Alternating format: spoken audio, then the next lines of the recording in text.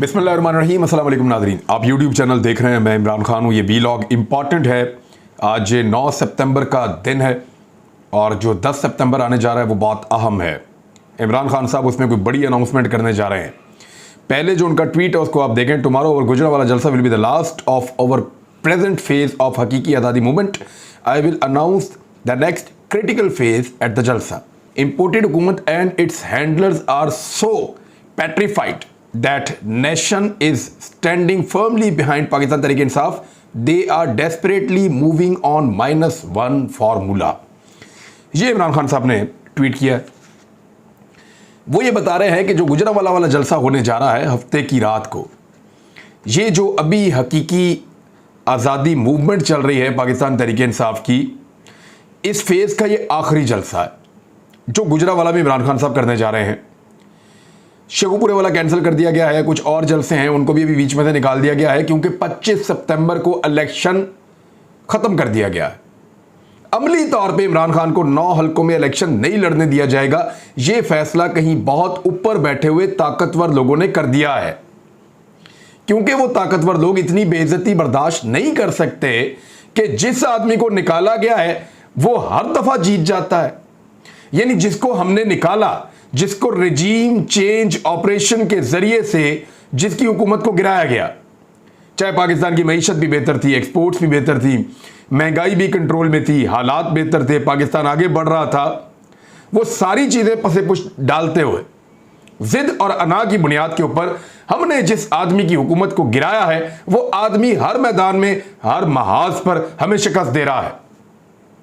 और अगर वो पाकिस्तान के 3 बड़े सूबों में, पंजाब में, सिंध में और खैबर पख्तूनख्वा में 9 हलकों पे इलेक्शन लड़ता है और 9 के 9 के ऊपर जीत जाता है, जिसकी रिपोर्ट आ चुकी है कि वो जीतने जा रहा है, तो ये तो आखिरी कील होगा हमारे कॉफिन के अंदर। यानी ये तो वो आदमी बहुत बड़ी जीत ले लेगा। पूरी दुनिया फिर उस आदमी की तरफ देखेगी, लिहाजा रोको इसको। -1 इमरान खान को करना है, इलेक्शन नहीं लड़ने देना। आपने गौर किया पाकिस्तान तहरीक-ए-इंसाफ का एक एमएनए जाता है, उसी वक्त केस लगता है और वो बहाल हो जाता है वापस। अब वहां पे ना सिर्फ उसको पहले फारग कर दिया गया था बल्कि वहां पे ज़िमनी इलेक्शन अनाउंस कर दिया गया था। ज़िमनी इलेक्शन के अंदर बाकायदा उम्मीदवारों ने अपने कागजात नामजदगी जमा करवा दिए थे, वो मंजूर हो गए थे, इलेक्शन कंपेन्स चल रही थी, इलेक्शन सर के ऊपर था, तो पुराना एमएनए जो है वो बहाल हो गया है अदालती हुक्म से। ऐसा भी हमने पाकिस्तान में पहले कभी नहीं देखा और अब आहिस्ता आहिस्ता बाकियों को बहाल कर दिया जाएगा। इन 9 हलकों में इलेक्शन ना करवाना इस वक्त मुल्क के जो ताकतवर लोग हैं उनके दिमाग में ये चल रहा है, वो बहुत बेहतर है। अगर इलेक्शन करवाया तो ये हर इलेक्शन के अंदर जो है पछाड़ देगा, हरा देगा। ये इमरान खान की पब्लिक की ताकत है। इस वक्त इमरान खान साहब ने कहा कि इस फेज का ये आखिरी जलसा है और मैं इस जलसे में अनाउंस करने जा रहा हूं ज्यादा क्रिटिकल फेज जो अब शुरू होने जा रहा है इस इंपोर्टेड हुकूमत और उसके हैंडलर्स के खिलाफ, क्योंकि जो पूरी कौम है इस इंपोर्टर हुकूमत और उसके हैंडलर्स के खिलाफ पाकिस्तान तहरीक-ए-इंसाफ के पीछे खड़ी है और इसलिए वो अब -1 फार्मूला के ऊपर काम कर रहे हैं कि टेक्निकली किसी तरह इमरान खान साहब को बाहर निकालो और नॉकआउट कर दो। इमरान खान साहब की ज़ेर सदारत तहरीक-ए-इंसाफ की सियासी कमेटी का इजलास भी आज हुआ है जिसमें सियासी सूरत हाल और इमरान खान के खिलाफ मुकदमात पर मुशावरत की गई है। ज़राए के मुताबिक जो खबरें बाहर आई हैं उसमें यह है कि पाकिस्तान तहरीक-ए-इंसाफ ने महंगाई के खिलाफ एहतजाज करने का फैसला करते हुए अवामी राब्ता मुहिम को मजीद तेज़ करने पर इत्तफाक किया है। सूबाई सदूर को महंगाई के खिलाफ एहतजाज करने की हिदायत की है। इमरान खान मुख्तलिफ शहरों में शेड्यूल जलसे जारी रखेंगे, यह भी कहा गया है। और इमरान खान साहब ने कहा कि ज़िमनी इंतखाबात मुलतवी करने पर उन्होंने ये कहा कि 13 जमातें एक जमात से डर कर इलेक्शन से भाग गई हैं। मेरी तहरीक का मकसद इस मुल्क के माफियात को शिकस्त देना है। हमारा आम शहरी हकीकी आज़ादी की तहरीक में शामिल हो चुका है।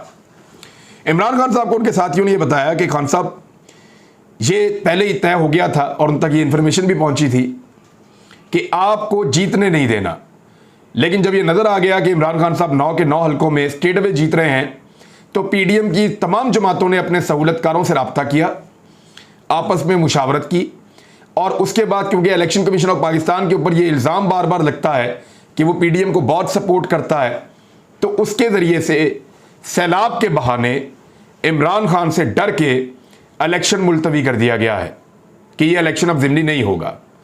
वजह सैलाब नहीं है, जो हमने सर्वे करवाया लगभग कुछ 70,000 से ज़्यादा लोगों ने उसमें वोट डाले हैं, वो ये कहते हैं कि ये इलेक्शन जो मुलतवी हुआ है 4% 5% कहते हैं सैलाब की वजह से, 95 या 96% कह रहे थे कि इमरान खान के खौफ की वजह से ये मुलतवी हुए हैं।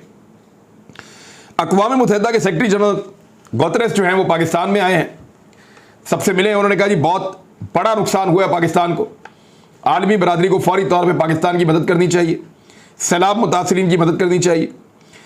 जहां पे सबसे बुरी कारकर्दगी है मैं आपको बता देता हूं, एक तो बलूचिस्तान में तो हुकूमत है ही नहीं। आपको पता है बलूचिस्तान पाकिस्तान की इस्टेब्लिशमेंट चलाती है, पाकिस्तान के इदारे वहां पे काम करते हैं, हुकूमत नाम की कोई चीज़ नहीं होती, क्योंकि जहां हुकूमत होती है वहां अपोजिशन भी होती है। तो बलूचिस्तान में सारे ही हुकूमत में होते हैं, एक आधा बंदा अपोजिशन लीडर होता है बस, और वहां पे कोई काम नहीं होता। तो उनकी हुकूमत को तो अब छोड़ दे के हुकूमत होती नहीं बलूचिस्तान में, वो सिर्फ इक़्तिदार का एक टोला होता है एक आधे अपोजिशन लीडर के साथ बस। तो वहां पे फौज अपना काम करती है और वो कर रही है। आबादी कम है, लोग बड़े रिजिलियंट हैं, वो कुछ ना कुछ करके अपना मामला निपटा लेंगे। लेकिन जो सबसे बदतरीन कारकर्दगी है वो सिंध हुकूमत की है। सिंध हुकूमत बाकी तमाम काम कर रही है, बाकी तमाम खुराफात कर रही है, लेकिन अगर नहीं कर रही तो सैलाब मुतासरीन की मदद नहीं कर रही। मुकम्मल तौर पर हुकूमत नाकाम हुई है। तमाम खैमा बस्तियों में सूरत हाल बहुत मखदूश है, बीमारियां फैल रही हैं, वबाएं फूट रही हैं और कोई लोगों को संभालने वाला नहीं है। यानी बच्चे भूख से और बीमारियों से जाबहक हो रहे हैं, गैस्ट्रो की वजह से बड़े लोग भी मौत के मुंह में जा रहे हैं। लेकिन सिंध हुकूमत टस से मस नहीं हो रही। दादू, शदादकोट, कंबर, सेवन, लाड़काना, खैरपुर, बदीन, शिकारपुर, ये सारे वो इलाके हैं जहां पे सूरत हाल लगातार बद से बदतर होती चली जा रही है। इन जिलों के अलावा बहुत सारी तहसीलें ऐसी हैं जहां पे अब तक इमदाद ही नहीं पहुंची। सिंध हुकूमत को लोगों की किसी किस्म की कोई फिक्र नहीं है, और अगर कहीं सिंधी जाग गए, हमारे सिंध के भाई जाग गए और सिंध के भाइयों ने पाकिस्तान पीपल्स पार्टी को चैलेंज कर दिया कि अब हम आपको वोट नहीं डालेंगे, आप मुश्किल वक्त पे हमारे साथ खड़े नहीं हुए, तो पीपल्स पार्टी किस्सा पारीना हो जाएगी। अब वहां पे कुछ नए लोग उभर रहे हैं, कुछ नई जमातें ताकत हासिल कर रही हैं। तो देखना यह है कि पीपल्स पार्टी ने जो सिंध में गंद डाला है और जो सिंधियों को अकेला छोड़ दिया है सिंध के अवाम को, उसकी सजा इलेक्शन में उनको क्या मिलेगी। लेकिन हम लोग इंशाल्लाह अब सिंध जाएंगे, हम सामान इकट्ठा कर रहे हैं सिंध जाने के लिए। मैं आज इस वीलॉग के बाद मैं मौजूद होऊंगा लाहौर वाले कैंप में, हम इमदाद इकट्ठी करेंगे। कल फैसलाबाद स्टेडियम के करीब एक कैंप हमारा लग रहा है, वहां हम जाएंगे, शाम से लेकर रात गए तक वहां पे इमदाद इकट्ठी करेंगे। एतवार को वापस लाहौर आएंगे, यहां पे इमदाद इकट्ठी करेंगे, और पीर वाले दिन वो सारी इमदाद और जो सामान हमने पहले इकट्ठा किया हुआ है वो सब लेकर हम सिंध चले जाएंगे।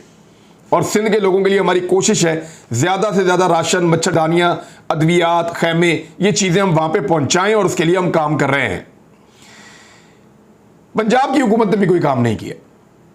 पंजाब में जितना काम हो रहा है वो तंजीमें कर रही हैं, जितना काम हो रहा है वो लोग अपनी मदद आपके तहत कर रहे हैं। हुकूमत जितना कर सकती है उससे बहुत कम कर रही है। परवेज़ इलाही का, अव्वल तो परवेज़ इलाही वज़ीर आला ही नहीं है पंजाब के, उनका बेटा वज़ारत आला चला रहा है।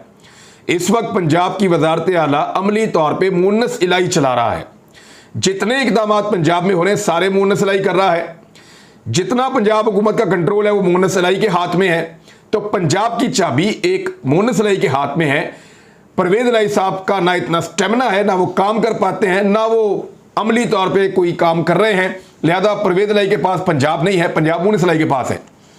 और जो लोग मुन्नस इलाही के करीब हैं उन्होंने मुझे बताया कि 6-6 घंटे की मीटिंग्स में भी कहीं पे सैलाब ज़दगान का तस्करा भी नहीं होता। तो मुन्नस इलाही ने तो बिल्कुल पंजाब को और पंजाब के सैलाब ज़दगान को तो चौधरी बरादरान की हुकूमत ने बिल्कुल खाली छोड़ा हुआ है, उनके लिए कोई काम नहीं किया जा रहा। दूसरी जानिब इमरान खान साहब को अंडरमाइन करने के लिए ये कोशिश की जा रही है कि वो थाने के अंदर पेश हों और आकर अपना स्टेटमेंट दें। किस चीज़ का स्टेटमेंट? स्टेटमेंट तो उन्होंने दे दिया है। क्या इमरान खान से कोई चीज़ बरामद करनी है? तो इमरान खान साहब की पार्टी ने इसकी मुखालफत की है और इमरान खान साहब पुलिस स्टेशन में पेश होकर बयान जमा नहीं करवा रहे। वैसे कानून के मुताबिक इमरान खान साहब को जाना चाहिए, जाकर अपना बयान जमा करवाना चाहिए और शामिल तफ्तीश होना चाहिए, लेकिन कोई केस भी तो हो ना। केस भी अजीबोगरीब बनाया हुआ है कि आईजी को और डीआईजी को कहा है कि हम आपके ऊपर केस करेंगे और इसके ऊपर दहशतगर्दी का मुकदमा कर दिया है। वो तो बनता ही नहीं है, केस भी मजाक है और आगे से हो भी मजाक ही रहा है। आटा मजीद 10 रुपए किलो महंगा हो गया पाकिस्तान में नाजरीन। बिजली मजीद महंगी होने जा रही है, पेट्रोलियम मसनूआत मजीद महंगी होने जा रही है। आलमी मंडी में ये चीज़ें सस्ती हो रही हैं, पाकिस्तान में महंगी हो रही हैं। आटा मजीद 10 रुपए किलो महंगा हो गया है। दालें जो हैं वो 40 रुपए किलो मजीद महंगी हो गई हैं। और अब जो आपके पास इस हफ्ते के बाद नया फिगर आएगा वफाकी इदारे का, वो आपको बताएगा कि महंगाई कितना और आगे चली गई है। इस खित्ते में कोई मुल्क इस वक्त इतना महंगा और इतनी बदतरीन सूरत हाल से नहीं गुजर रहा जितनी बुरी सूरत हाल में इंपोर्टेड हुकूमत पाकिस्तान को लेकर आ गई है। डॉलर ओपन मार्केट में 238 रुपए तक चला गया है। 178 का था जब तहरीक-ए-एतमाद पेश की गई थी। 22 आप वहां से लगा लें, 38 आप यहां से लगा लें, तो टोटल जो पैसा इन्होंने बढ़ा दिया है डॉलर के ऊपर वो 60 रुपए है। पिछले 15 दिनों के अंदर डॉलर की जो कीमत बढ़ी है वो लगभग 15-16 अगस्त के बाद से लेकर अब तक तकरीबन 20-22 दिनों में 15-16 रुपए डॉलर की कीमत बढ़ गई है। 15 रुपए या 16 रुपए डॉलर की कीमत 15 या 16 अगस्त के बाद से लेकर अब तक बढ़ी है। यह हालत कर दी इन्होंने पाकिस्तान की। 50 रुपए डॉलर इंटर बैंक मार्केट के अंदर बढ़ गया है शहबाज शरीफ की हुकूमत आने के बाद।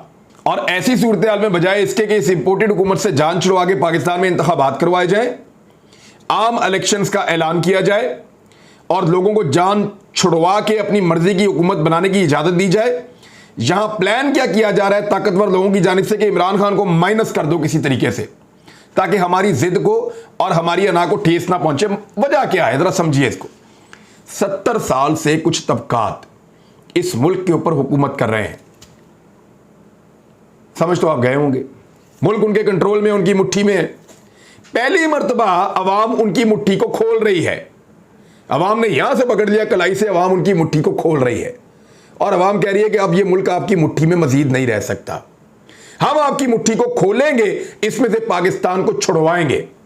उनको यह लगता है कि यह जो आदमी है इसने अवाम को खराब किया है, जिसका नाम इमरान खान है, लिहाजा इसको माइनस कर दो, अवाम ठीक हो जाएगी। लेकिन मेरे ख्याल में, मेरी जाती राय है कि मामला बहुत आगे निकल गया है। आप मुट्ठी खोल दीजिए, कुछ नहीं होता। पाकिस्तान को चलने दीजिए, कुछ नहीं होता। -1 से आपको कुछ हासिल नहीं होगा। आप -1 करेंगे, यहां +1000 हो जाएगा। लोग एक नजरिया हासिल कर चुके हैं। अब ये एक सोच का और नजरिए का नाम है, एक आदमी का नाम नहीं है। ये बहुत फर्क पड़ गया है।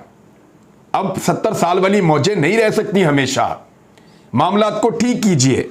इसी -1 के खिलाफ पाकिस्तान तहरीक-ए-इंसाफ ने भी अनाउंस कर दिया है कि जब इमरान खान साहब गुजरांवाला में जलसा कर रहे होंगे तो पूरा पाकिस्तान सड़कों पर आकर इमरान खान साहब के साथ इजहार यकजहती करेगा।